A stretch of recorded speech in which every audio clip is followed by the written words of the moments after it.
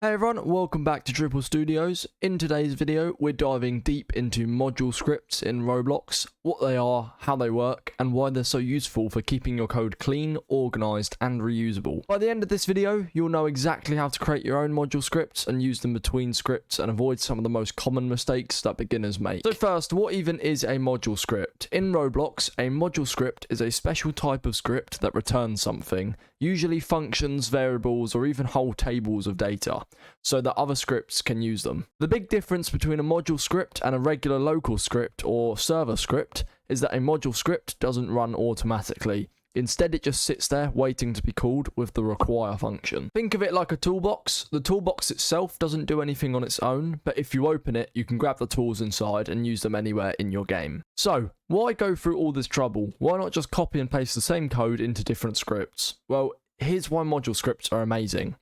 Organization. You keep your code in one place instead of scattered everywhere. Reusability. One module script can be used in multiple scripts without duplication. Easier maintenance. If you need to fix or change something, you can update the module once and every script using it gets the change. And sharing data, you can store variables in a module and have different scripts access or update them. Now, a module script can be server and client or server only. So for a server and client module script, you're going to add the module script into replicated storage. If it's server only, you can add it to server storage. Just for this example, I will add in a module script into replicated storage. Every module script needs to return something. By default, Roblox will give you this code here. Local module equals empty table, return module. This module variable is usually a table, and that table is what gets sent back when another script uses require. For now, I'll leave this as an empty table, but I'm going to rename the module to math module. The only difference is when we update the name of the table, we need to update the name of the table we're returning. So this needs to be math module as well.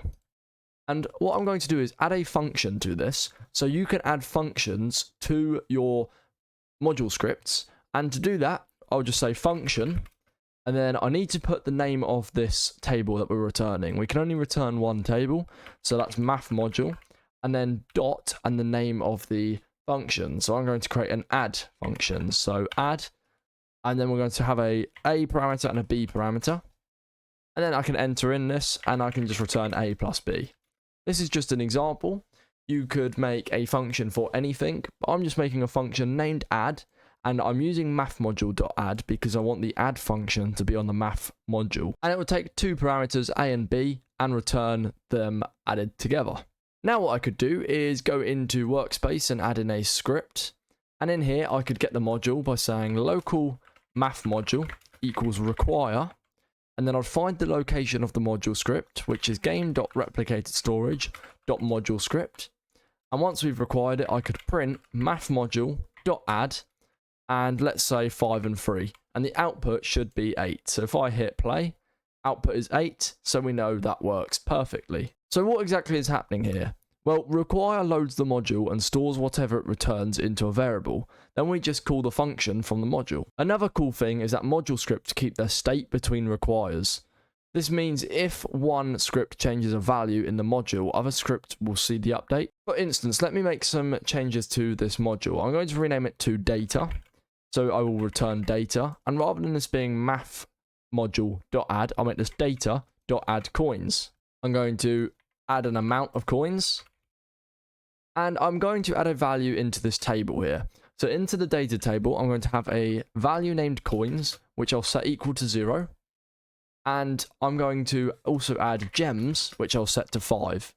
Now we're going to get a problem. If we hover over this, it will tell us that it's expecting a comma after the table constructor element. If you have more than one item, you always need a comma after the previous line, or a semicolon also works. It's up to you. I prefer a semicolon, but it's up to you. You don't need one on the last line of a table, but all the preceding lines must end with a semicolon or a comma. But I don't actually need gems, I was just showing that as an example. And so what I want to do in this add coins function is rather than returning something, I want to add the amount to the number of coins in the table. So I can say data.coins to access this coins variable, plus equals amount to add the amount to the coins data point inside of the data table. Hopefully you're still with me and this isn't too confusing. Tables are something that can take a bit of getting used to, but hopefully you're getting the gist of what is going on here.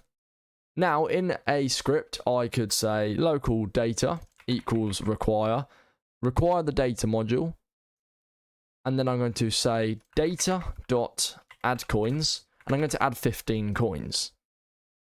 Now, as I said earlier, ModuleScripts keep their state between requires. So if I was to now make another script, so I'm going to add another script, and in this other script, I'll get the same data require, so I'll copy that line.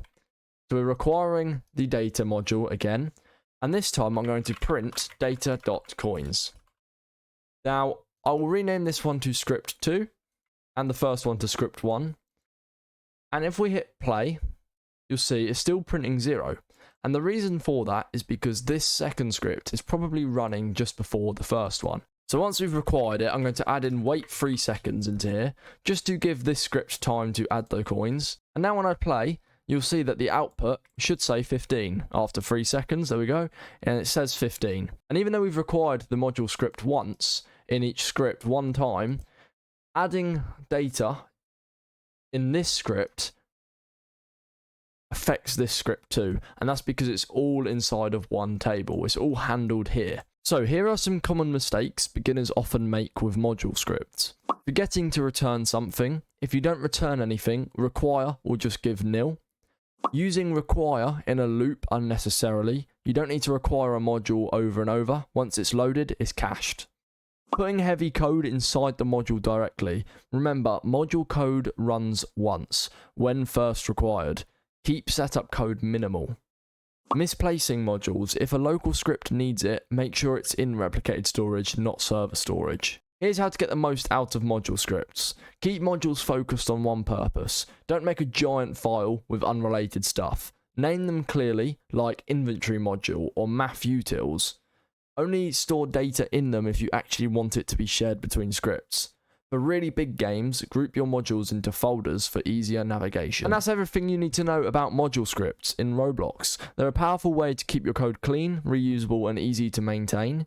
If you've been copy-pasting the same functions into multiple scripts, stop. Put them in a module script instead, and you'll thank yourself later. If you found this video helpful, hit like, subscribe, drop a comment letting me know what you're building with your module scripts. And don't forget, we've got more tutorials coming up every 4 days here on Driple Studios. We also have a Discord server that you can check out in the description, where you can get help with projects, any programming issues, or if you just want to chat, feel free to head over there. So thanks for watching, and goodbye.